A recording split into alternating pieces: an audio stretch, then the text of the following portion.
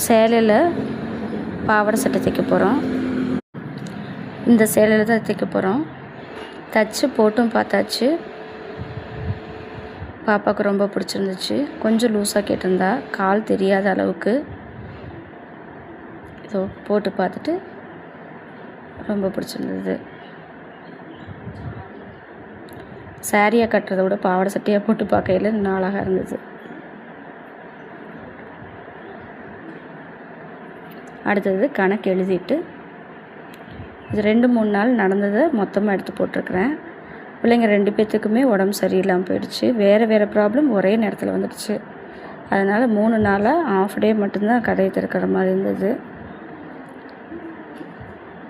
அதில் நடந்ததை மொத்தமாக எடுத்து வீடியோவாக போட்டிருக்கேன். ஒரு கஸ்டமருக்கு 4 சுடிதார், அதில் 2 தைச்சி கொடுத்துட்டோம். மீதி 2 கட்டிங் மட்டும் போட்டிருந்தது. ஒரு சின்ன ஆல்ட்ரேஷன் சொன்னாங்க, அதை ஆல்ட்ரேஷன் பண்ணி அதையும் தைச்சி முடிச்சாச்சு.